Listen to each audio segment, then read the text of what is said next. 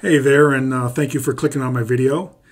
Today I'm going to tell you about some forgotten facts regarding who the British, Scottish, and Irish people were. So hold on to your horses while we dive in. All right, everybody, let's get into this now. Just want to let you know that my theory is not new. It has been studied and discussed by numerous researchers. However, it is controversial because this information has not been taught in our mainstream educational systems in recent times. All right, before you dismiss this information, please check my research for yourself. This information may come as a shock to many of you, but that does not mean it is not true. Now, I'd like everybody to know that my theory, and I reiterate, it is not my theory alone, because I am only one of many who have come to realize through research that the original Europeans had black, very dark brown, very swarthy, brown, light brown, sanguine, tawny, olive, swarthy complexions. Not only were the original Europeans swarthy, a vast number of European nobility were swarthy, and many of them continue to have swarthy complexions until the early 1800s. Okay, so right now we're going to discuss two terms. Okay, the first one is swarthy, and the second one is complexion. Okay, many of you probably think you know what these terms mean, but let's go over them anyway, just to make sure we're clear, because they're very important to the research. Okay, so the first term is swarthy, which means of a dark color, complexion, or cast. Okay, that explanation is straight out of the Merriam-Webster Dictionary, 1828. Okay, so another explanation of this word swarthy is of skin color, complexion, etc., dark, and that is out of the dictionary.com. Then last, we have of a person or their skin, dark, a swarthy face, complexion. And that comes from the CambridgeDictionary.com. So if you go ahead and look up the term swarthy or the definition for swarthy, in most dictionaries, either present or past, you will find basically the same explanations. Let's move on to the second definition, complexion. Complexion means the hue or appearance of the skin, and especially the face. A dark complexion, and that comes from the Merriam-Webster Dictionary 1828 as well. There are several other definitions of complexion, one of them being the general aspect or character of something, and that definition comes from the lexico.com powered by Oxford. Nevertheless, just to be clear, when I speak of complexion in my research, I am specifically speaking about the appearance of someone's skin, especially their face.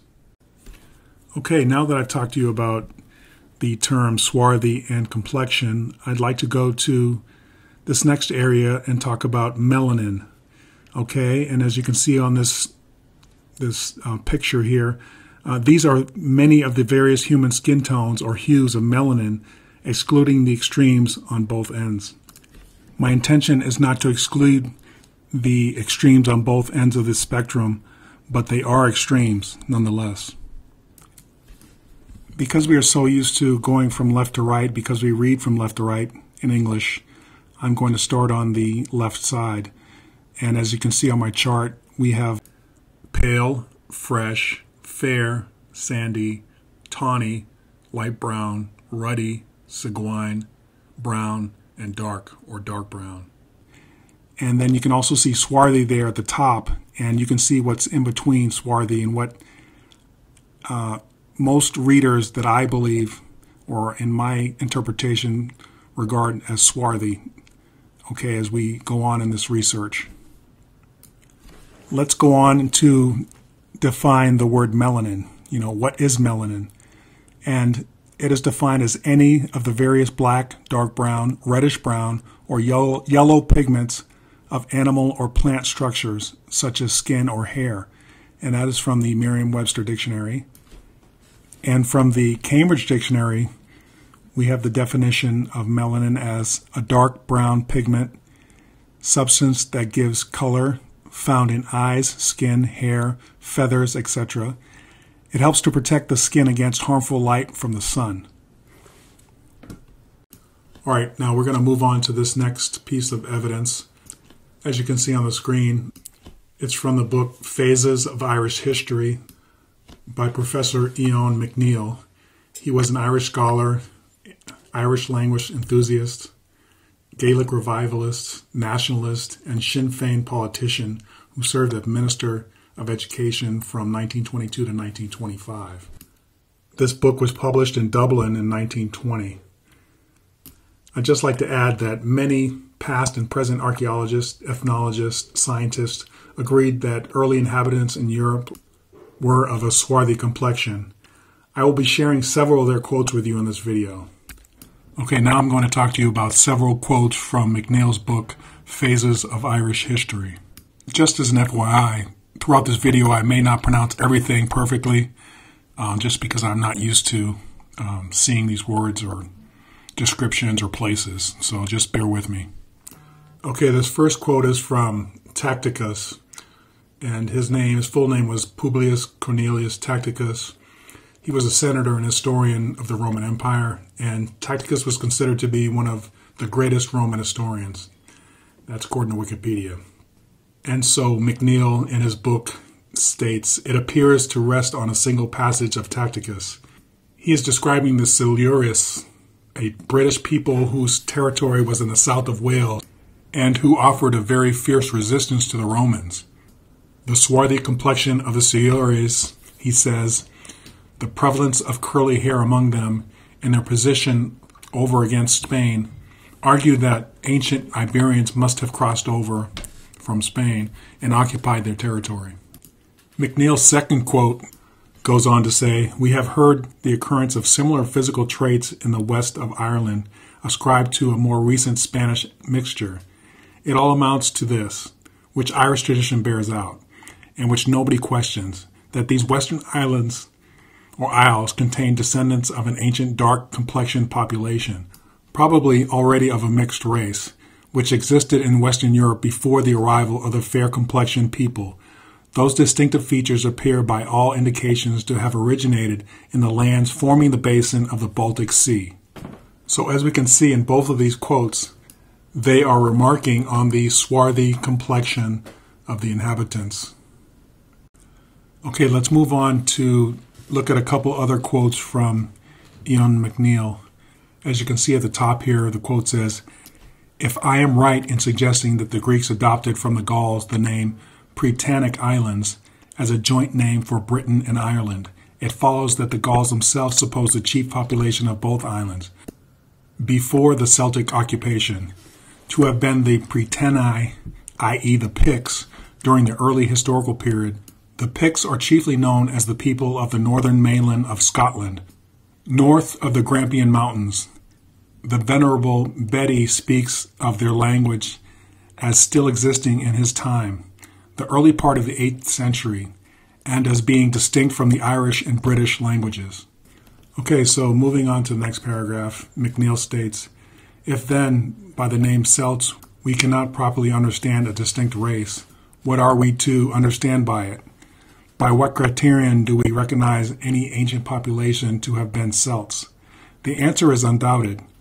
Every ancient people that is known to have spoken any Celtic language is said to be a Celtic people. The term Celtic is indicative of language, not of race. We give the name Celts to the Irish and the Britons because we know that the ancient language of each people is a Celtic language. Moving on to the last paragraph, there's a quote by John O'Donovan. O'Donovan, or the narrative which he quotes, says that the dispossessed king was of furblong stock. He uses the term furblong in its late and wide application. The older possessors of the territory were Picts. Moreover, they were depressed rather than dispossessed, for the descendants of the ancient rulers continued to dwell as subordinate chiefs in their old territory. The family of O'Melanin, called Manning in English, is one of those descended from the ancient Pictish rulers of this district, which comprised the southern part of the county Roscommon and the southeastern part of the county Galloway. Okay, this next section is still dealing with McNeill's book, Phases of Irish History. And the quote goes on to say, the earliest recorded expansion of the Celts from the region north of the Alps was over northern Italy, and no historian supposes or suggests that the first Celtic occupation of northern Italy was earlier than about 600 BC. This item ought to be borne in mind, for it has an important bearing on the date of the early Celtic migrations to Britain and Ireland. It was probably about the same time that they began to move westward across the Rhone, occupying the parts of France between Garonne on the south and the English Channel on the north, which parts are specifically described by Julius Caesar as Gallia Celtica, Celtic Gaul. Between 500 and 400 BC, they spread southwestward into Spain, apparently more as conquerors than as colonists. For the result of the Celtic occupation of the Spanish peninsula was the formation of a mixed people, partly Celts, partly Iberians, whom ancient writers distinguish from the Celts by giving them what we may call a hyphenated name, Celt-Iberians. We are not to imagine from this that Celtic conquests elsewhere were of an exterminating character, or that they did not result in a fusion of peoples. The notion that the migratory conquests of antiquity resulted in the displacement of one population by another is one of the favorite illusions of popular history. So moving on to the last quote on this page, McNeill says that the Celtic people at one time held sway in a region afterwards dominated by the Picts is witnessed by the place name Dunkeld in Perthshire. The older Gaelic name is Dun Calden, i.e. Dunan Caldanon, the stronghold of the Caldanons. The Celts, who naturally would have been strongest in lowland Scotland, were so weakened there, I suggest, by the Roman power, that they could no longer maintain their predominance over the Pictish population of the Highlands, and so, towards the close of the 3rd century, the Picts emerged as new and formidable adversaries of Roman Britain on its northern frontier. Okay, so moving on to our last quotes from McNeill's book, The Phases of Irish History. In 851, a new variety of Norsemen arrives on the Irish coast. They are called the Black Heathens, the Black Foreigners, the Black Lachlanecks, in contradistinction to the Fair Heathens, Fair Foreigners, or Fair Lachlanecks, who had been there before them. The Welsh Chronicle, the Annals of Cambrai, makes it fairly clear that these Black Heathens were the Danes. They came in hostility to the Norwegians, with whom they fought fierce battles, and we have already seen that for a number of years the Danes held the chief power in the Hebrides. At this point of time, about the middle of the 9th century, the Norsemen must have seemed to be about to become masters of all northern Europe, from the west of Ireland to the banks of the Volga. England was crumbling under their attacks. The Anglo-Saxon Chronicle tells how Norse armies marched up and down through the country, then moved off to the continent. They occupied Ghent in Flanders for a year. They defeated the Franks in battle and supplied themselves with horses from their captors, pushed up the Meuse into France, and camped there for another year. I'm not going to read this whole passage for you. You can do that yourself if you wish. I just want you to know that the Black Danes, or Norsemen, battled their way through parts of Europe into Germany, France, crossed over to England in 250 ships. Alfred being then the King of England. Afterwards they crossed England, passing up the Thames, and then up to the Severn. Alfred, assisted by the Welsh, defeated them. They fell back on Essex, mustered fresh forces there, once more crossed England and laid siege to Chester, invaded Wales, and were driven out of it. Some of these Black Danes settled down in the conquered lands of East Anglia and Northumbria. The rest made fresh expedition into France. Though Alfred was a great and admirable king, and justly held up to renown in English history, he could do no more than hold a minor part of England against these invaders. And at his death in 901, they were undisputed masters of about 2/3 of that country. Okay, now we're going to move on to the Proceedings of the Royal Irish Academy, Volume 2, Polite Literature and Antiquities. Okay, so the first quote says, "Now of the two primitive Irish races, which he designates as Furblong and Celt, he has given typical figures. One of these, the Furblong cranium, will, in all probability, correspond with the remarkable dolichociphical skull that I have described. This long-headed, black-visaged, dark-haired, swarthy aborigines possess skulls that are principally characterized by their extreme length from before backwards, or what is technically termed the astro-posterior diameter, and the flatness of their sides. He says in addition Now we find similar conditions of heads still existing among the modern inhabitants of this country, particularly beyond the Shannon, where the darker fur-blond race may still be traced as distinct from the more globular-headed, light-eyed, fair-haired Celtic people who live to the northeast of that river.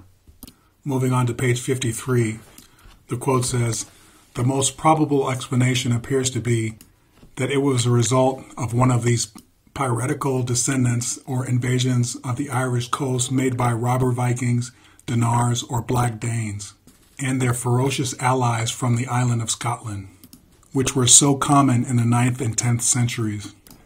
These invasions took place subsequent to and were altogether different from the Scandinavian settlements in Ireland of Lochlanns or Azure Gentiles, who are described in the chronicles of the time by their distinctive features of being a white or fair-haired race." Okay, let's go to the last paragraph, page 54.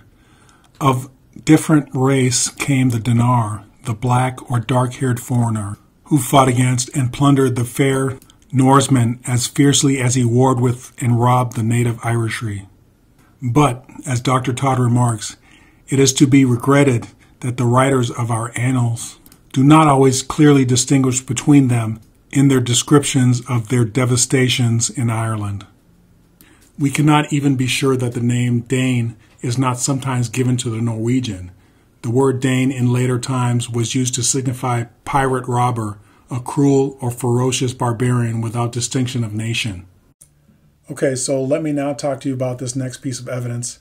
It's an article titled "Scientists Reveal Face of the First European." The face of the first European has been recreated from bone fragments by scientists. And this article was written by Ermi Khan, digital and media correspondent, on May 4th, 2009. And it goes on to say that the head was rebuilt in clay based on an incomplete skull and jawbone discovered in a cave in the southwest of the Carpathian Mountains in Romania by potholers. Using radiocarbon analysis, scientists say the man or woman, it is still not possible to determine the sex, lived between 34,000 and 36,000 years ago. Europe was then occupied by both Neanderthal man, who had been in the region for thousands of years, and anatomically modern humans, Homo sapiens.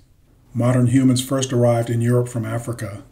The skull appears very like humans today, but it also displays more archaic traits, such as very large molar teeth, which led some scientists to speculate the skull may belong to a hybrid between Homo sapiens and Neanderthals, an idea discounted by other experts. Eric Trinkus, professor of anthropology at Washington University in Missouri, said the jaw was the oldest directly dated modern human fossil. Taken together, the material is the first that securely documents what modern humans look like when they spread into Europe, he said. The model was created by Richard Nave, a forensic artist, for a BBC program about the origins of the human race and evolution. So I want to point out and establish that this discovery places dark-complected people in Europe as far back as 36,000 years. The article also states that these people probably migrated out of Africa and populated the European landmass. So here's another source placing swarthy people in Europe. Okay, moving on to my next subject. Okay, so the next section we're going to cover in this video is an article on DNA that was done by the Natural History Museum in London. And the title of the article, as you can see, is "First Modern Britons Had Dark to Black Skin, Cheddar Man DNA Analysis Reveals." The genome of Cheddar Man, who lived 10,000 years ago, suggests that he had blue eyes, dark skin, and dark curly hair. As you can see in the picture, a forensic reconstruction of Cheddar Man's head based on the new DNA evidence and his fossilized skeleton. So the article goes on to say that the first modern Britons, who lived about 10,000 years ago, had dark to black skin. A groundbreaking DNA analysis of Britain's oldest complete skeleton is revealed. The fossil, known as Cheddar Man, was unearthed more than a century ago in Gouth's Cave in Somerset. Intense speculation has built up around Cheddar Man's origins and appearance because he lived shortly after the first settlers crossed from the continental Europe to Britain at the end of the last ice age. People of white British ancestry alive today are descendants of this population. It was initially assumed that Cheddar Man had pale skin and fair hair, but his DNA paints a different picture, strongly suggesting he had blue eyes, a very dark brown to black complexion, and dark curly hair. The discovery shows that the genes for lighter skin became widespread in Europe populations far later than originally thought, and that skin color was not always a proxy for geographic origin in the way that is often seen to be today. The results point to a Middle Eastern origin of Cheddar Man, suggesting that his ancestors would have left Africa, moved into the Middle East, and later headed west into Europe, before eventually crossing the ancient land bridge called Dodgerland, which connected Britain to continental Europe. Today, about 10% of white British ancestry can be linked to this ancient population. Okay, so in this next section, we're going to talk a little bit more about the original inhabitants of Europe. And this particular article was written by Haley Halpin on Thursday, February 8th, 2018 in the journal.ie. And it goes on to read that the early Irish populations had dark skin, similar to Cheddar Man discovery made in the UK this week, according to genetic experts. Speaking on RTE Radio 1's Morning Ireland, Professor of Population Genetics at Trinity College Dublin, Dan Bradley, said that a project with the National Museum of Ireland has made similar findings for that of the earliest Irish populations. The researchers working on the Irish project have compiled data from 2 individuals from over 6,000 years ago that provide similar results as Cheddar Man. The earliest Irish would have been the same as Cheddar Man and would have had darker skin than we have today, Bradley said. He said their findings suggested that DNA is linked to individuals from Spain and Luxembourg, people who populated Western Europe after the last ice age, but before the farming era. Similarly, Cheddar Man's tribe migrated to Britain at the end of the last ice age, and his DNA has been linked to individuals discovered in modern-day Spain, Hungary, and Luxembourg. Of course, you can see in the picture on the right a man holding the Cheddar Man skull. I'd like to revisit a quote from McNeill that I read earlier in the video, and I apologize for pronouncing his first name incorrectly. The quote is, "The notion that the migratory conquest of antiquity resulted in the displacement of one population by another is one of the favorite illusions of popular history." Basically, he's saying that when a new wave of immigrants migrates to a new land or conquers a new land, they don't totally eradicate the indigenous population. They tend to mix and blend populations.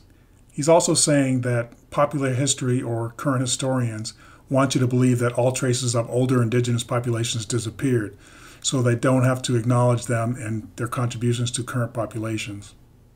What's interesting to me is that there is so much evidence being uncovered or rediscovered that it's prompting archaeologists and some historians to admit that there is a lot more to our history than we have been fed via our current educational system. Unfortunately, a lot of the information has been destroyed, painted over, hidden in private libraries and family holdings that make it very difficult to find. What remains to be seen is if current scientists, researchers, and educators will put away old thoughts on history and start embracing the true history of the world based on factual information that we still have today. Okay, so moving on to this next part of the video. This is an article from the Washington Post dated August 28th, 2015. And it's a quote from Benjamin Franklin in 1751.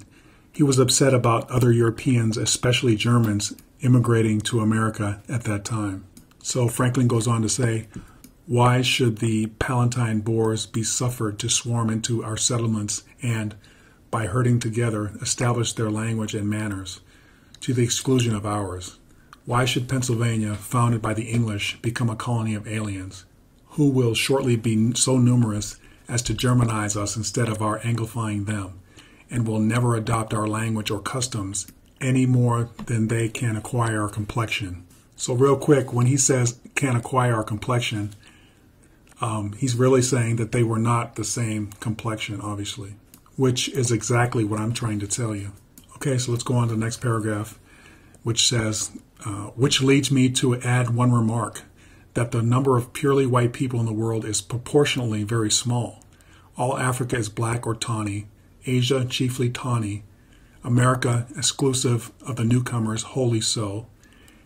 And in Europe, the Spaniards, Italians, French, Russians, and Swedes are generally of what they call a swarthy complexion, as the Germans are also, the Saxons only excepted, who, with the English, make the principal body of white people on the face of the earth. I could wish their numbers were increased, and while we are, as I may call it, scouring our planet, by clearing America of woods, and so making the side of our globe reflect a brighter light in the eyes of inhabitants in Mars or Venus, why should we, in sight of superior beings, darken its people? Why increase the sons of Africa by planting them in America, where we have so fair an opportunity, by excluding all blacks and tawnies, of increasing the lovely white and red? But perhaps I am partial to the complexion of my country, for such kind of partiality is natural to mankind. So basically, this is one of our founding fathers, Benjamin Franklin, saying that many of the Europeans coming to America are not of the same complexion as he is. Basically, they are darker than him, and they are swarthy. Okay, so let's move on to another source, Early Man in Britain, and his place in the Tertiary period, or basically the end of the Cretaceous period. And this book was written by W. Boyd Dawkins, and you can see all his credentials. This book was published in London in 1880.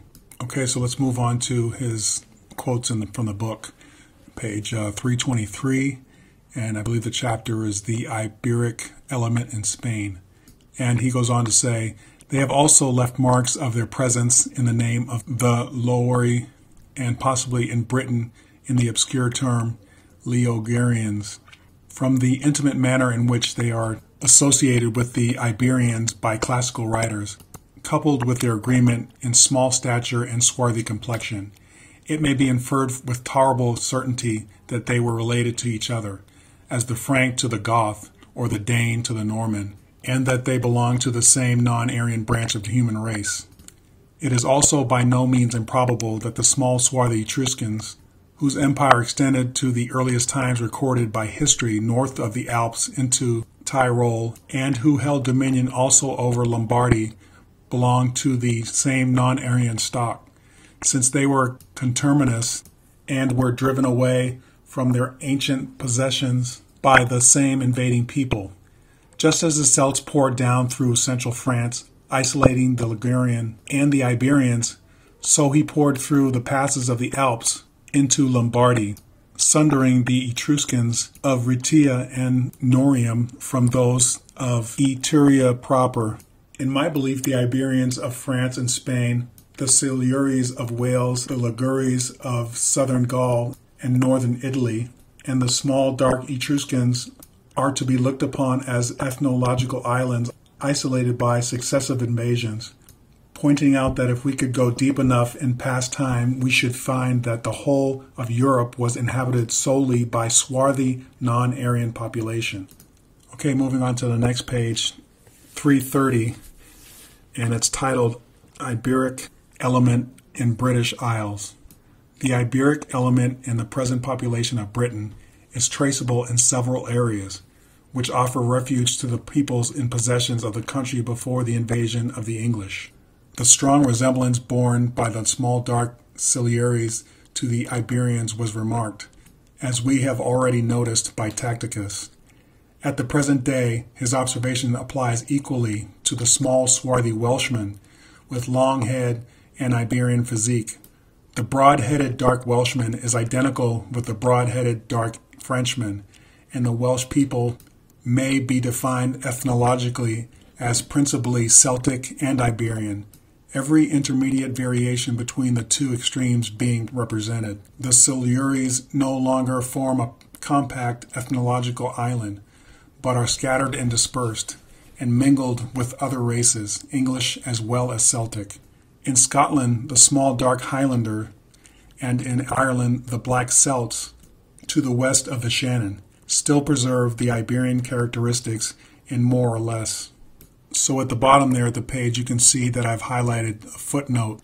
It reads, the tall, long-headed, dark and red-haired men are probably, as Professor Huxley points out, of Scandinavian, and the tall, long-headed, fair men of Low German origin, Both these become intermingled with the older Celtic populations of Wales, Ireland, and Scotland within the historic period. So basically what Dawkins is saying is that people of different ethnicities and complexions were mixing at the time. Or as Professor Huxley points out, these different people were intermingling with one another, resulting in the populations of Wales, Ireland, and Scotland. So moving on to several other pages of the same book by Boyd Dawkins. And this quote is going to be from page 331. And it starts with, "From this outline of the evidence of history and the ethnology, it will be seen that the Iberic tribes occupied an important position in Europe in ancient times and are still amply represented in the present population. When we consider the many invasions of strangers and the oscillations to and fro of different peoples, it is impossible not to realize the strange presence of the race.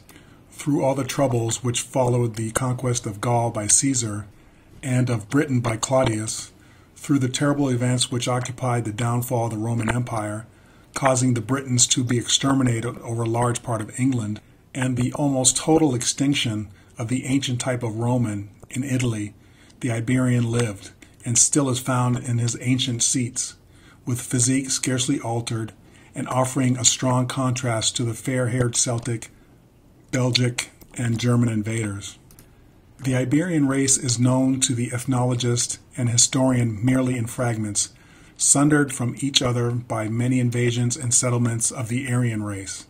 It is shown by the researches into caves and tombs to have been in possession of the whole of Europe north and west of the Rhine in the Neolithic age, and has been traced by Dr. Virchow into Germany and Denmark. So just to reiterate what Dawkins is saying, he's saying that the Iberian race, the swarthy Iberian race, was in possession of Europe north and west of the Rhine in the Neolithic age, and also into Germany and Denmark. Moving on to the next page, page 327, down at the bottom, I have outlined here. It says, "Outside the boundaries of the Aquitaine, the Iberian blood asserts itself in the swarthy small inhabitants of Brittany, in the east in Artichek, and in the south in Adi and Aregi." Moving on to the third page, page 325, Dawkins is talking about the French army and the soldiers within each one of the departments. It looks like they're broken up into 3 distinct departments, one being black, one being gray, one being white. And the page also shows a graph, a small graph, and from that Dawkins goes on to say, "From this it is evident that the exemptions are nearly thrice as many in the departments noirs as in the departments blancs, and we may therefore conclude that the swarthy inhabitants of France at the present time are the shortest, and the fair the tallest. The departments noirs are mainly centered in the old province of Aquitania of Augustus, in which the jet black eyes and hair and swarthy complexions of the natives strike the eye of the traveler. We may therefore conclude that these characters have been handed down by direct descent from the ancient Aquanati or Basques, with comparatively little change from the infusion of new blood since the time of the Roman." Again, please forgive my pronunciation of some of these words, but that's why I put them on the screen so you can read them for yourselves. Okay, so let's move on to another source in our video here. And this is a description of the Western Islands of Scotland by Martin, published in 1703, digitized by the National Library of Scotland. And basically, he's given us an overview of the Western Islands of Scotland.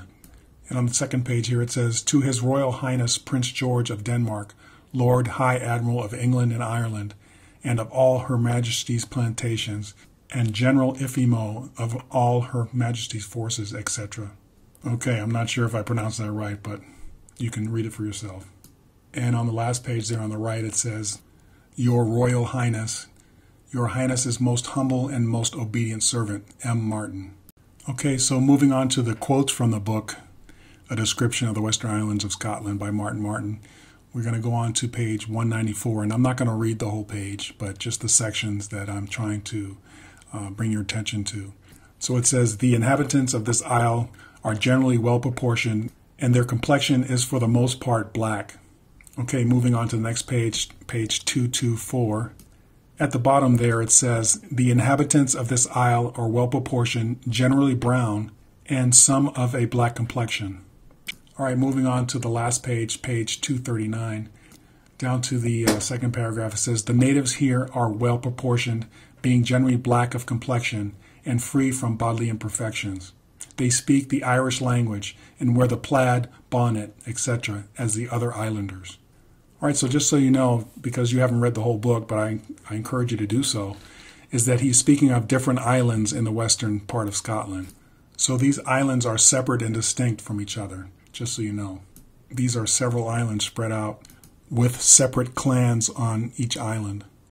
Okay, so let's move on to another source that I found, and this one's also digitized by Google, which makes it very easy to look up on the internet. This book was from the Cornell University Library, and the title of the book is The Book of Erin, second volume by W.M. Mackenzie, History and Folklore, and the Erin Society of Glasgow, Hugh Hopkins, Glasgow, 1914. So now we're looking at several pages from the Book of Erin that I pulled out. The first one is page 11, and again, I'm not going to read the whole page, but just the parts that I find interesting and that you may find interesting. So it's going to be down, second paragraph. It says, later a distinction appears between Fingal, white strangers or Norse, and Dubgal, or black strangers, the Danes. Okay, so moving on to the next page, page 58, down at the bottom there it says, turn now to consider the planting of some left-hand Stewarts in Erin, royal offspring out of a legitimate line. Robert II and Robert III were both distinguished by an outside, miscellaneous addition to the royal stock, had sultanic tastes, in fact, like several of their successors, but they were not neglectful of their parental responsibilities. For the one natural son of Robert II found a place in the new hereditary sheriffdom of Bute and Erin, which was in existence at least by 1385. And among the prerequisites of the office, this John Stewart, the dark-complexioned or black, had corrigils in Erin. So just to be clear, the author is talking about the Stewart line of kings and the male heirs of that family. Okay, so now I'm going to move on to the next part of this video, which talks about black European nobility. The Dictionary of National Biography is a standard work of reference on notable figures of British history, published from 1885. The updated Oxford Dictionary of National Biography was published on the 23rd of September 2004 in 60 volumes and online.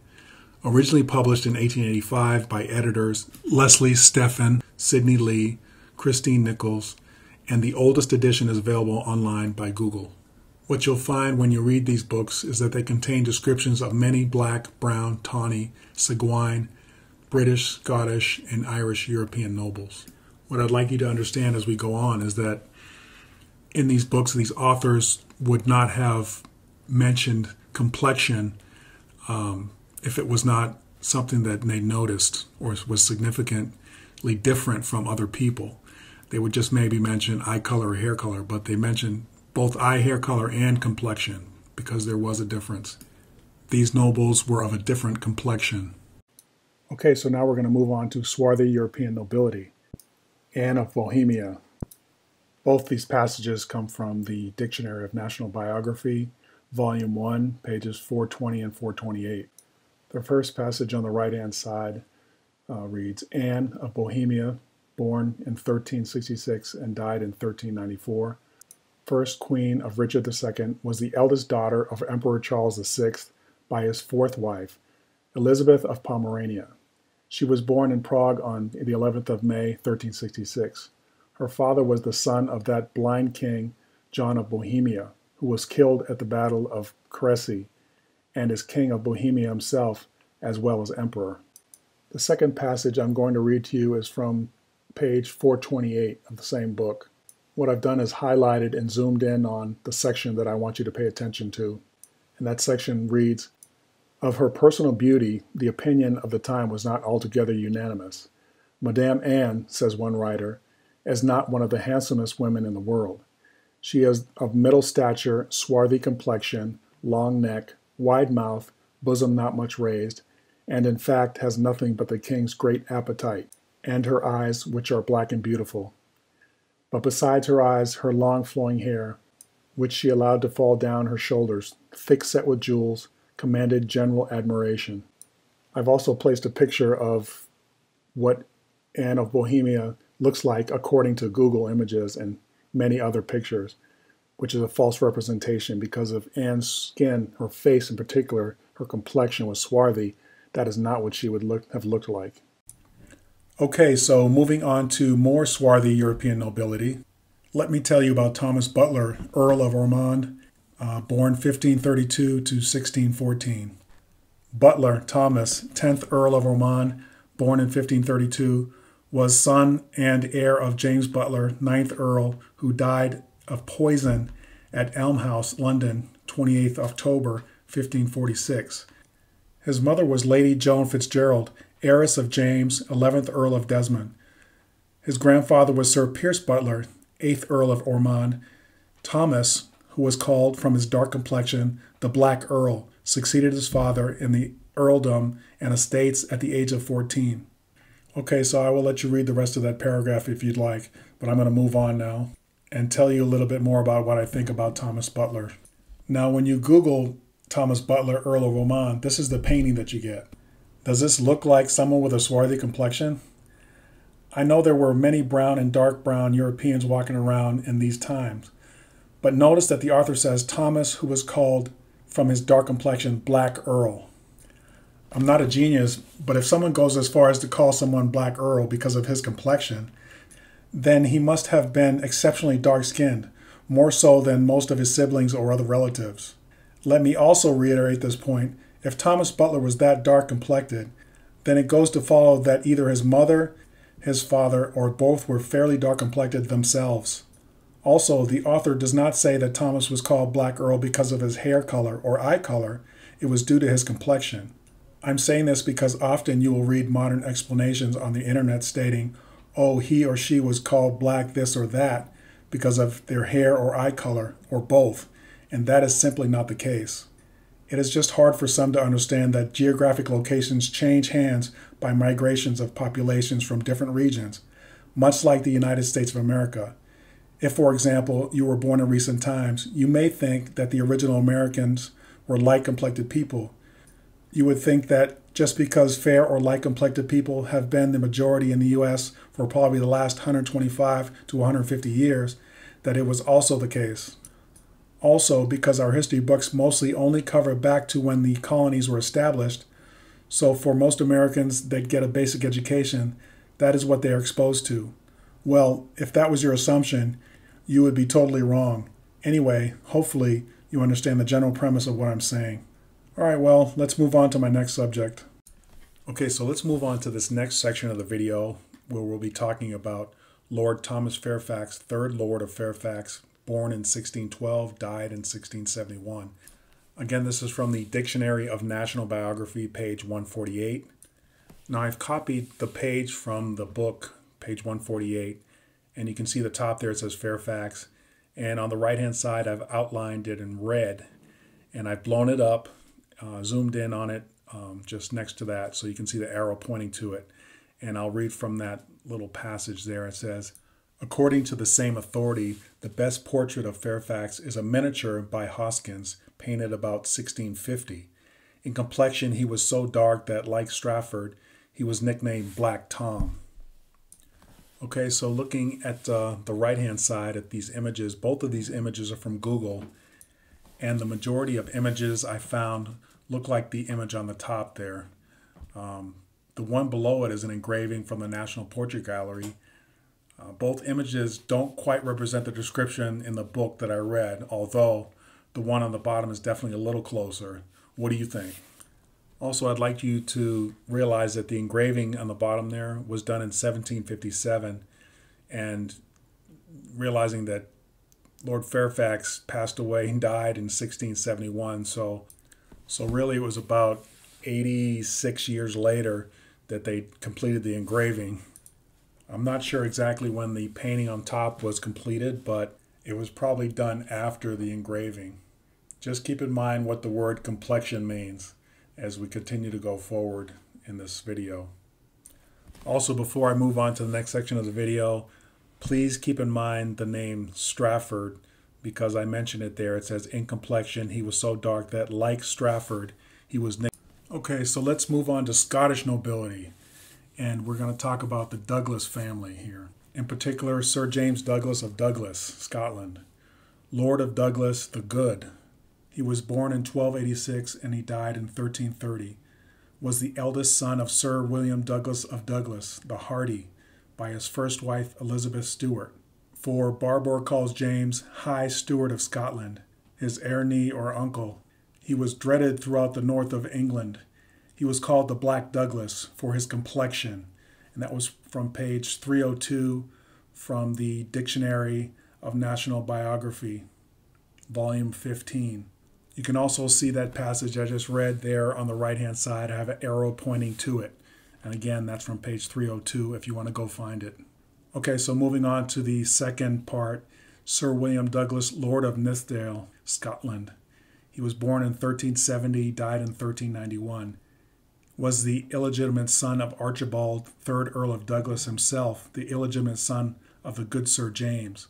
For comeliness and bravery, he was a worthy descendant of such ancestors, and the historians of the period described him as inheriting several of the personal features of his grandfather, being large-boned, of great strength, tall and erect, bearing himself with a majestic man, yet courteous and affable, and in company even hearty and merry.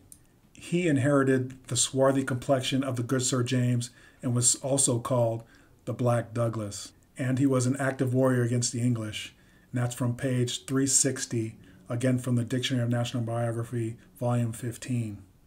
And again, I'll direct you to the right-hand side of the page where I have another arrow pointing to the section that I just read.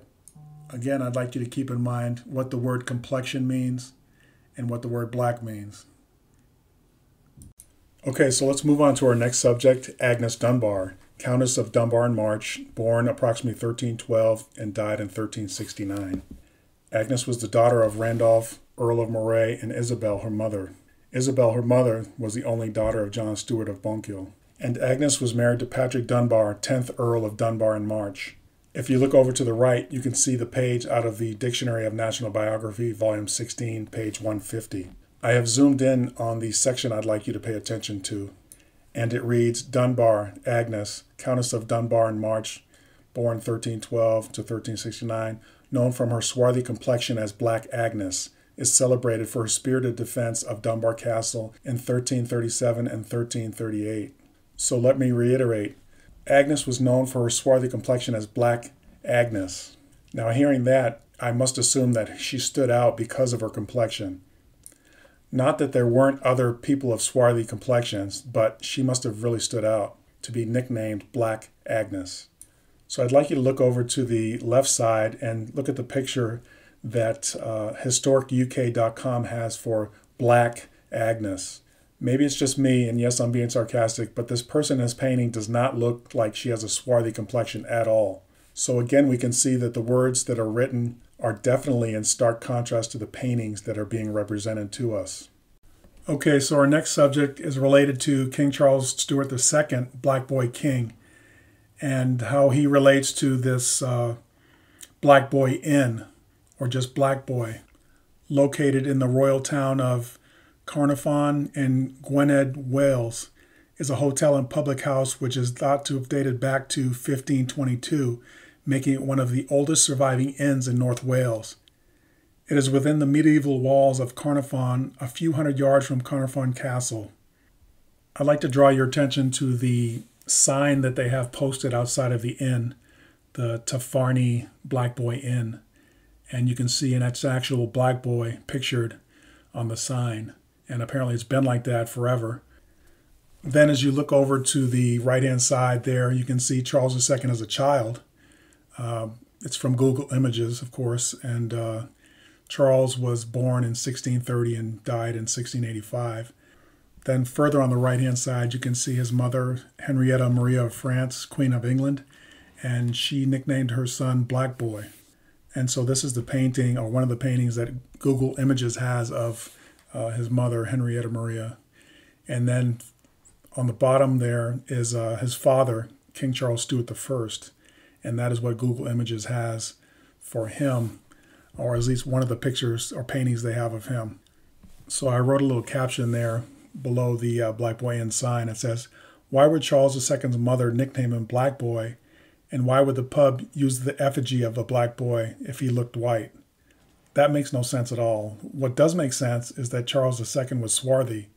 Also, if he was swarthy, then, you guessed it, mother, father, or both were swarthy. And again, let me just say, why would a mother nickname her son Black Boy if he wasn't actually a black boy? Some would say, well, he had dark hair, dark eyes, and dark eyebrows. That still, I don't think, would qualify someone's mother calling them Black Boy if they weren't actually a black boy. And there's nothing wrong with being a black boy, but this doesn't make sense. And there were tons of boys running around with dark hair, dark eyes, and dark eyebrows that were white, and they weren't called black boys, so it doesn't make any sense. Okay, so in this next section, we're going to again talk about King Charles Stewart II, Black Boy King. King Charles II, born 1630, died 1685, was monarch of the three kingdoms of England, Scotland, and Ireland. King Charles's father, King Charles I, was executed at Whitehall on the 30th of January 1649 at the climax of the English Civil War. Even though Scotland considered Charles II King of Great Britain in 1649, the English Parliament passed a statute declaring England a de facto republic. In 1651, Charles fled to mainland Europe, and Oliver Cromwell became the virtual dictator of England, Scotland, and Ireland. Charles spent the next 9 years in France.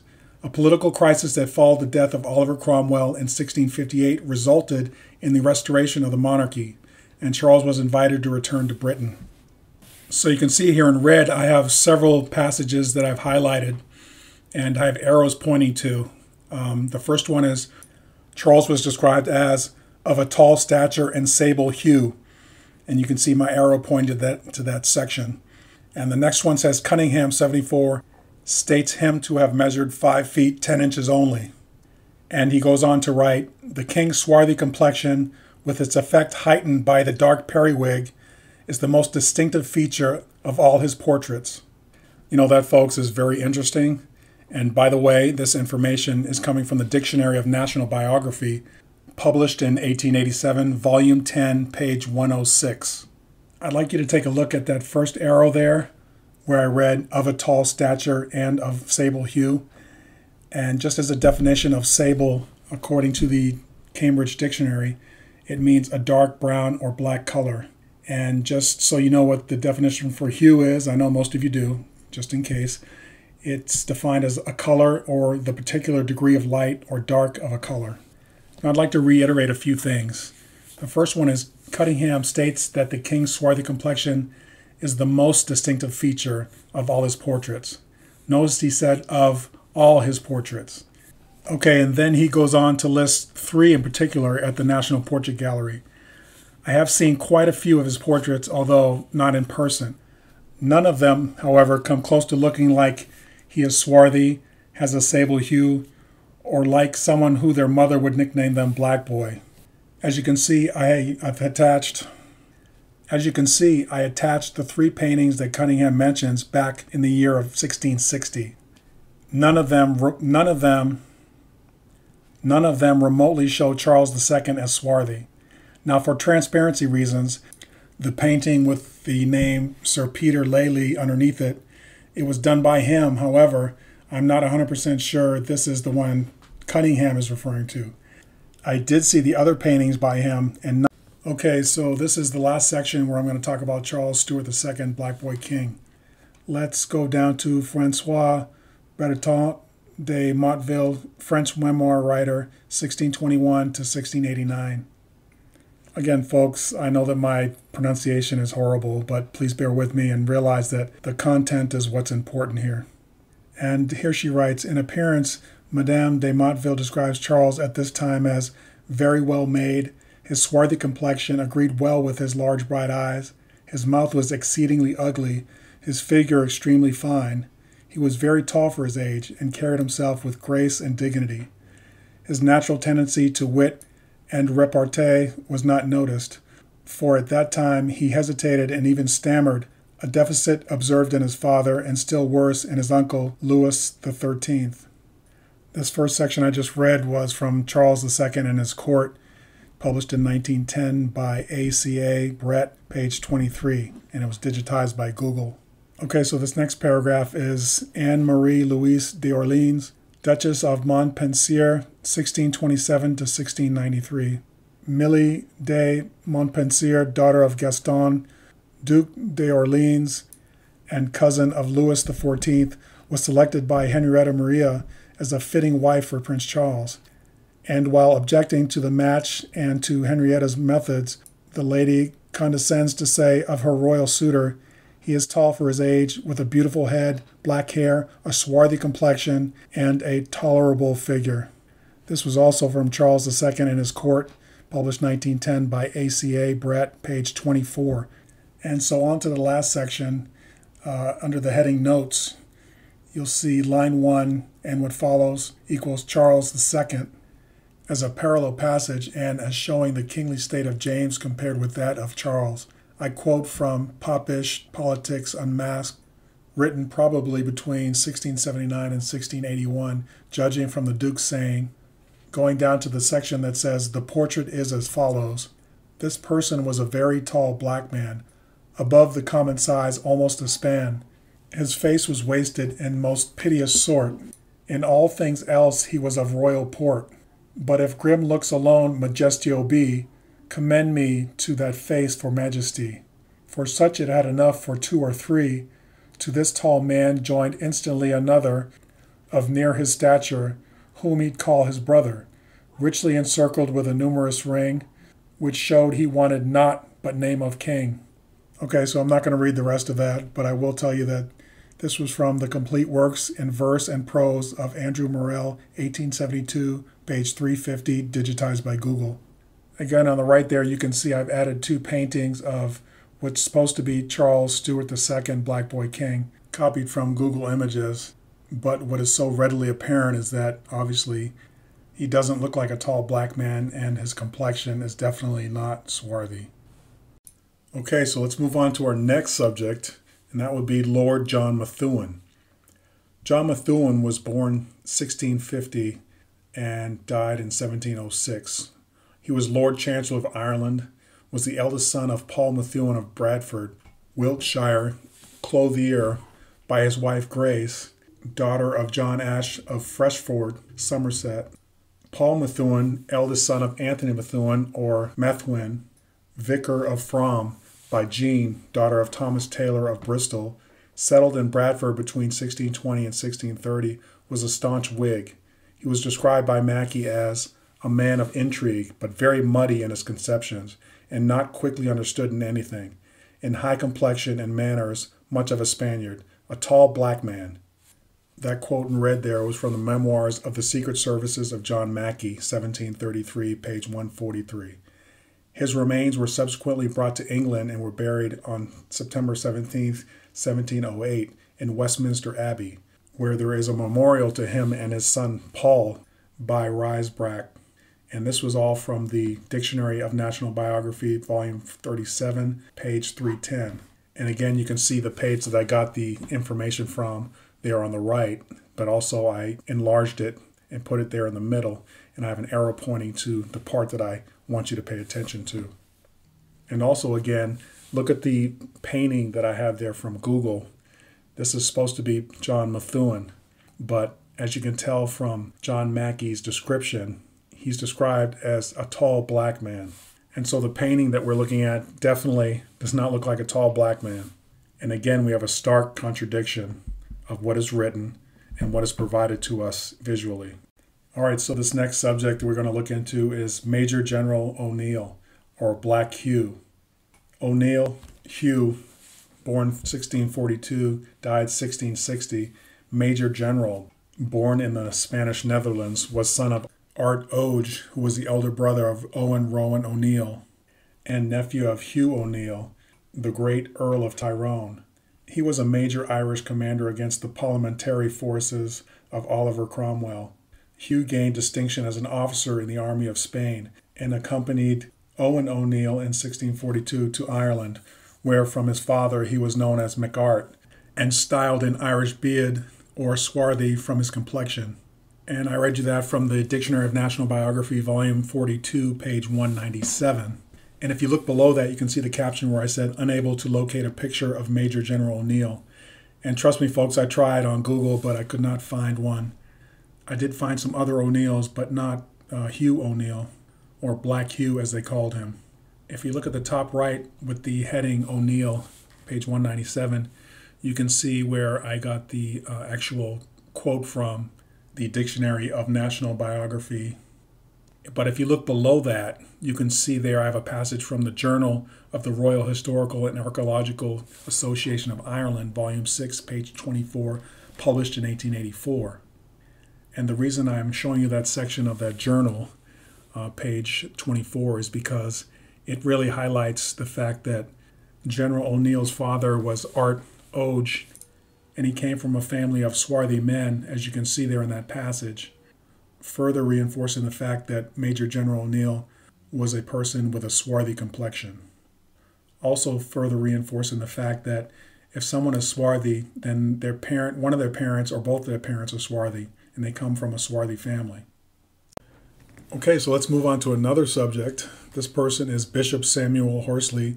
Bishop Samuel Horsley was born 1733, died 1806, son of John Horsley, principal of Edinburgh University. Description of him at age 17, his eyes and complexion dark as a raven. And that was from the Dictionary of National Biography, volume 8, page 383. And you can see that I highlighted that section on the page and I zoomed in on it. So you can see that in the middle there, pointing to the quote. And we can see from this copy of this painting that I got from Wikipedia, which is supposed to be Bishop Sam Horsley, is definitely not as dark complexioned as a raven. A raven is dark black, and obviously this is not someone that has a dark black complexion. All right, so moving on to Thurlow Edward, 1st Baron of Thurlow, born 1731, died 1806, Lord Chancellor, eldest son of the Reverend Thomas Thurlow, incumbent successively of Little Ashfield, Suffolk, and of Thurston, Long Stratton, and Knapton, Norfolk, by Elizabeth, daughter of Robert Smith, a descendant of Sir Richard Hovell, Esquire of the body of Henry V. Thurlow was a tall, well-built, and singularly majestic in appearance. His features, though stern, were regular, and a swarthy complexion matched well with his keen black sparkling eyes and brushy eyebrows. And I'm reading you this from the Dictionary of National Biography, volume 56, page 348, and you can see that page 348 on the right-hand side. I've placed that red square around that section, and I have an arrow pointing to the section that I've zoomed in on, so you can see it clearly. And here again, folks, obviously the words do not match the paintings that are provided to us. And I know I'm starting to sound like a broken record, but there is a definite pattern here. Okay, so here's another piece of evidence. We have the Earl of Middleton, Scotland. Earl of Middleton, Charles, 2nd Earl of Middleton, and titular Earl of Monmouth, 1640 to 1719, Secretary of State to James II, born about 1640, was the eldest son of John, 1st Earl of Middleton, by his wife Grizzel, daughter of Sir James Durham of Pitcairn, and widow first of Sir Alexander Frotheringham of Ballandrone, and secondly of Sir Gilbert Ramsay of Balmain. Mackey describes Middleton as a black man of a middle stature with a sanguine complexion. And remember in the beginning of the video I showed you that complexion chart? Well, sanguine is the reddish-brown complexion. If you look over to the right side of the page, page 340 under Middleton, you can see the area where I drew the red box, and then you can look over to the arrow where I have zoomed in on that passage. Again here, if you look at the painting that I got from Google, that is definitely not a black man with a Saguan complexion. Okay, so I feel like I'm beating a dead horse here, but I have one more person to show you from the book Dictionary of National Biography. Okay, so this is the 4th Earl of Perth, James Drummond, 4th Earl and 1st titular Duke of Perth, 1648 to 1716, was elder son of James, 3rd Earl, prisoner at the Battle of Philippa, 13th of September 1645, who died the 2nd of June 1675. His mother, who died January 1656, was Lady Anne Gordon, eldest daughter of George, 2nd Marquis of Huntly. He died at Saint Germain on the 11th of March 1716 and was buried in the chapel of the Scotch College at Paris. He is described as a very proud, of middle stature, with a quick look and a brown complexion, and is telling a story very prettily. By his 3rd wife, who died in 1726, he had 3 children, and this is from the Dictionary of National Biography, volume 16, page 31. And you can see over there on the right-hand side that I've again placed a red circle and an arrow pointing to the section that is zoomed in on so you can see exactly where the quote came from. And again, let's look at the painting that I got from Google Images, and you can see that this person definitely does not have a brown complexion. Okay, so let's move on to our next subject here, and that would be the Duke of Kingston. Evelyn Pierrepont, 1st Duke of Kingston, born 1665, died 1726, was the 3rd son of Robert Pierrepont of Thoresby, Nottinghamshire, by his wife Elizabeth, daughter and co-heiress of Sir John Evelyn of Westdean, Wiltshire. As you can see there on the right-hand side, I took a small passage out of the book and copied it. Then I typed it over there on the left. So it reads, Kingston, who was one of the most important leaders of the fashionable world of his day, is thus described by Mackey in 1705.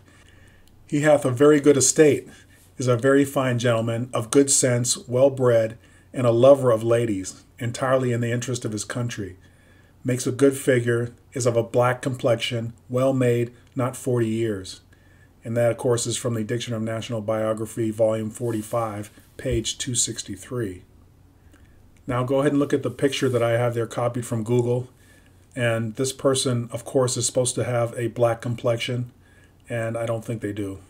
Again, I'm being facetious.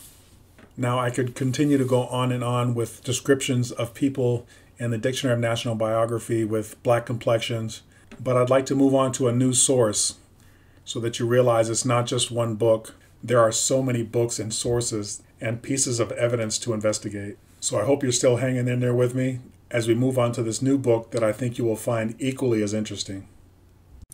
Let's move on to the subject of family crests. These crests sit atop of coats of arms, like the one you are seeing here for the Andrews family. These are some of the names associated with these family crests that you are currently viewing. These family crests are clearly swarthy, black or brown complected people. The crests I will be showing you are just a small sample. However, there are many more. Look at some of the names associated with these crests. Buller, Moore, Morgan, Biggs, Dobson, Haynes, Morrison, Pearson, Andrews, Halliburton, etc. Are you starting to see the correlation? These are just some of the black British and Irish families that have been forgotten or written out of current history. I'm showing you textual and visual evidence of not only black Europeans, but black European royalty. As a side note, in future videos, I will tell you why I think this information is no longer taught or discussed. All right, so let's move on to the second part of this subject. As you can see here on the right, I'm showing you a family crest and coat of arms with a swarthy family crest of the Agg family. I have also listed several names associated with these family crests: Lindsay, Bauer, Leader, Andrews, Goslin, McClellan, Norton, Seymour, Sterling, Eddington, Pennell, Christie, Gordon. Some of these names may be familiar to you. I know that I hear many of these names today also associated with swarthy and non-swarthy people. So, would you say that these are so-called white people's names? Or is there a lot more to our history than we know today? Now, I know if you Google these family crests, you will see explanations of why these swarthy black people appear on top of so-called white people's families' coats of arms. You will read that these were Moorish people that were defeated in the Crusades. But you have to ask yourself, there are a lot of symbols you can put on your coat of arms. Why did these families decide to represent their families with swarthy people that were their enemies that they had killed? Why didn't the other hundreds of families with crests do the same? There are quite a few families that have white-looking people as their crests. The explanation changes to, it represents honor. However, that seems to me like a double standard. Also, when you look up what crests meant to represent, they were created to represent their families. Hundreds of these families used the symbols of swords, daggers, maces, animals, sea serpents, etc. I believe that the families used crests to represent themselves as strong and powerful. When you look at these crests, the swarthy people are drawn as confident and proud, some even having a semi-smile. That is not how someone would represent a defeated enemy. Some are clearly women. I have to ask myself, are you using your family crest to represent the women you killed in battle? I don't think so. That doesn't really make sense. Also, chivalry was in full swing back then. As you can see, some of the crests also show swarthy people wearing crowns, or they are set inside a crown. Is that how you would represent your enemies? You know what? That also doesn't make sense. Okay, so hold on to your horses, everyone, because I have a lot more to show you. And I hope by this point, I'm at least piquing your interests. In this section of the video, I'm going to be talking about the book, The Scottish Nation, or The Surnames, Families, Literature, Honours, and Biographical History of the People of Scotland by William Anderson, Volume 2. And this was published in London in 1878. I added a screenshot of the title page with the picture there. You can see that. This book is very interesting. Definitely check it out. So I've enlarged the section that I wanted to read to you from the page on the left-hand side. And it goes on to read, Duff, a surname adopted by the Celtic, in which language the word means black. Sibbald, in his History of Fife, says that as Niger and Rufus were names of the families amongst the Romans, from the color and complexion of men, so it seems Duff was from the swarthy and black color of those of the tribe, or Clan Macduff. It is the family name of the Earl of Fife, in the peerage of Ireland, descended from that Duncan Macduff, Thane of Fife, who overthrew Macbeth and gave such effectual aid to Malcolm Cranmore in obtaining possession of the throne. See Fife, Earl of, and Macduff. Basically, Anderson is saying that the Clan Macduff is of a black complexion. Also, the word Duff in Gaelic means black, dark, or dark-skinned. Okay, so in this section, I was going to cover volumes 1 and 2 of The Scottish Nation and the Surnames, Families, Literature, Honours, and Biographical History of the People of Scotland by William Anderson, volumes 1 and 2. I have so much more information regarding swarthy persons of Scottish descent. However, this video is quite long already, so what I'm going to do is produce a video containing nothing but swarthy Scottish people. Please look for it to become available soon. Well, many of you will be familiar with Queen Charlotte Sophia of Mecklenburg. She was born in 1744 and died in 1818. She's been in the news quite recently in 2018, 2019, due to the marriage between Prince Harry and Meghan Markle. It seems quite comical now to me because people made such a fuss about Meghan Markle being a person of color married into the royal family. And now you have proof that that is not true. Europeans were originally of a dark complexion, and not just the common Europeans, but Europeans of noble birth. Okay, so getting back to Charlotte, she was the 8th child of the Prince of Moreau, Germany, Charles Louis Frederick, and his wife, Elizabeth Albertina of Saxe-Hildburghausen. In 1752, she was 8 years old. Sophia Charlotte's father died. As Princess of Mecklenburg-Strelitz, Sophia Charlotte was descended directly from an African branch of the Portuguese royal house, Margareta de Castro y Sousa. 6 different lines can be traced from Princess Sophia Charlotte back to Margarita de Castro y Sousa. She married George III of England on September 8, 1761, at the Chapel Royal in St. James's Palace, London, at the age of 17 years, becoming the Queen of England and Ireland. This passage was from www.aaregistry.org. If you look down on the left-hand side at the bottom there, you'll see a portrait of Queen Charlotte by Allan Ramsay, Duke of Cambridge collection. Then if you look towards the middle, you'll see another painting of Charlotte Sophia of Mecklenburg, Queen of Britain, grandmother of Queen Victoria. And then if you look at the top right, you will see a portrait of Queen Charlotte Sophia by Allan Ramsay, circa 1770, Oxford College. All of these paintings are pretty telling in the fact that Charlotte looks like a person that has African descent in them. What's funny is that I'm saying she looks like a person with African descent, although we know that many Europeans at the time and before that time looked like they may have had African descent when they were actually European in descent. Okay, so let's take a look at this pivotal character in European history, and this has to do with the beginning of the destruction of Black Europe. Based on historical writings, there is little doubt that Thomas Cromwell and his cronies were responsible for much of the destruction of the existence of Black, British, Scottish, and Irish nobility, as well as common folks.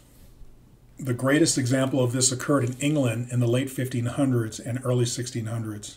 Thomas Cromwell, 1st Earl of Essex, 1485 to 1540, was an English lawyer and statesman who served as chief minister to King Henry VIII of England from 1532 to 1540.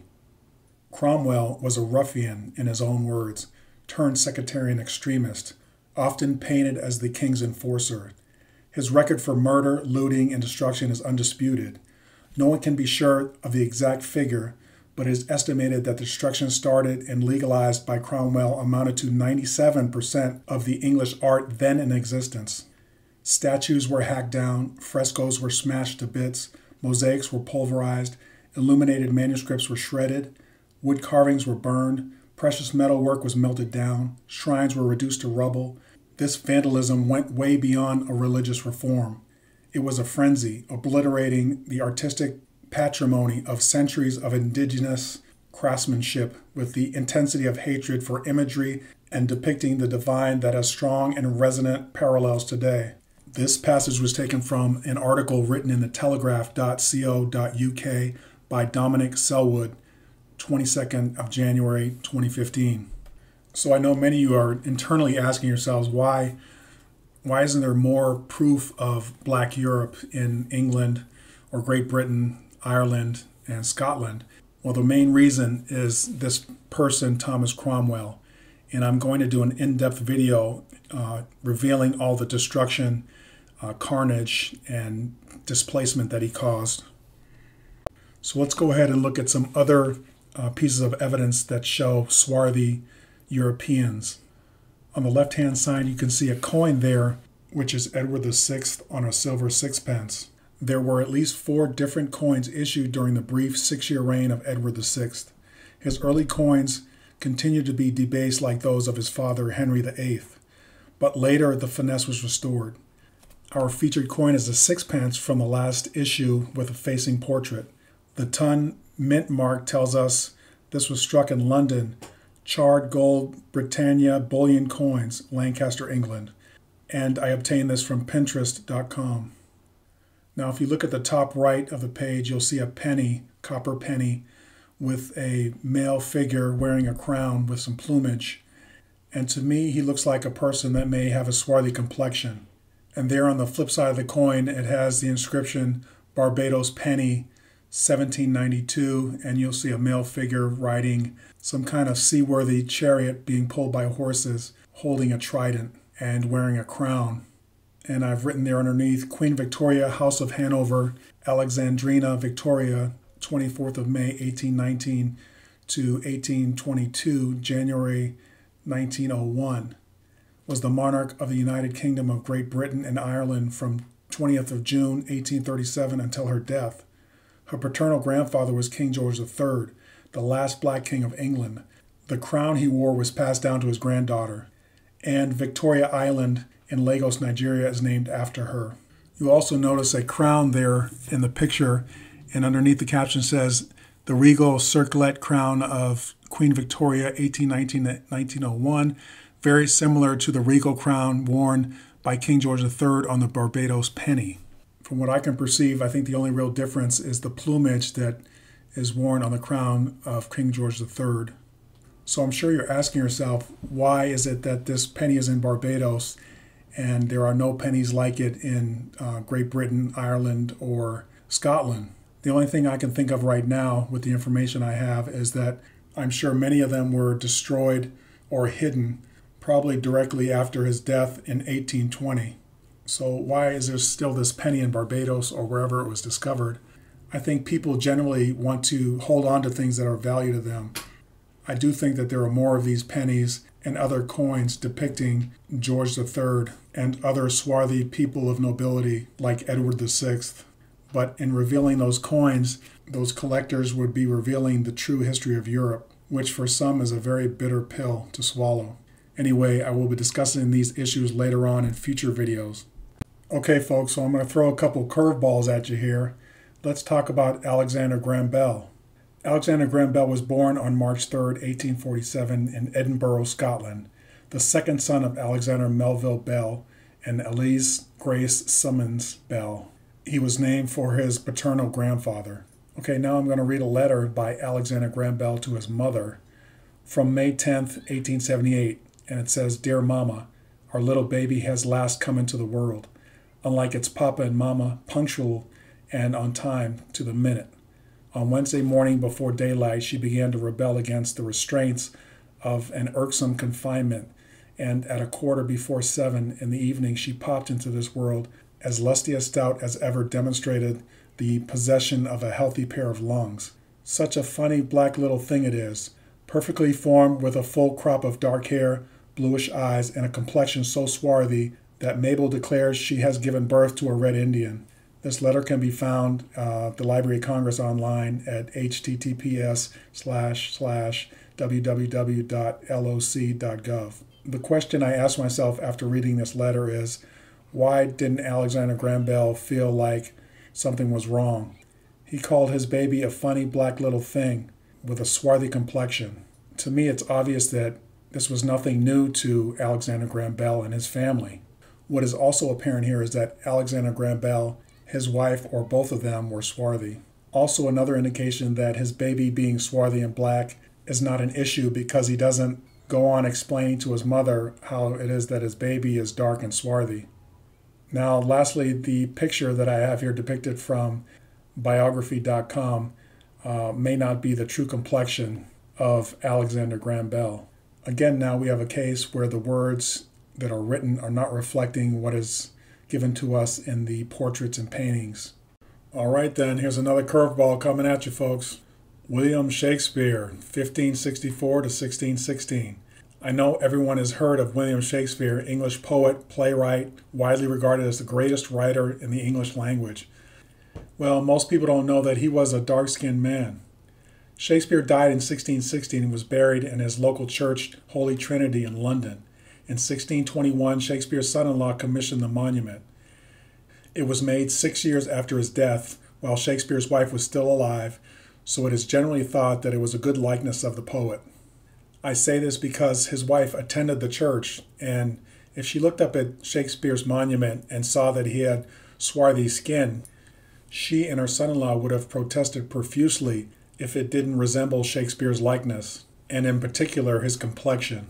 Isn't it unusual that we don't normally see this likeness of him, being that it would most resemble him because it was done and commissioned by his brother-in-law and observed by his wife on every single day that she attended the church? Okay, so back to the last paragraph that I wrote there. If you look at Shakespeare's collar, wrists, paper, and quill, you will notice they are all white. If you observe his complexion, he is dark brown. One modern reason for the appearance of his dark skin is that it changed color as the statue aged. Well, if that were true, his collar, wrist cuffs, paper, and quill would have darkened as well. But as you can see, they are perfectly white, in stark contrast to his face and hands, which are very swarthy. Lastly, let's take a look at the two images I have of Shakespeare, which are very typical of images found on Google and many of the books that Shakespeare is featured on. Okay, so we've come to the end of this video. I hope I have passed on some valuable knowledge to you. Also, I hope I have provoked some serious thoughts as to who the original British, Scottish, and Irish people were. And please understand, this is my opinion, that non-swarthy people started to migrate into Europe slowly through wars, travels, trading, and general migrations. These people mixed into the local populations. However, as I mentioned earlier in the video, I will share with you the reasons why this information was destroyed, hidden, and forgotten by most. I will also do my best to present you with facts and evidence, although when I do mention my opinion, I will acknowledge that with the words similar to I think or in my opinion, etc. Now, hopefully you're looking forward to some of my future videos, and I have quite a few of them listed below. If you enjoyed this video and look forward to seeing future videos, please click the like button.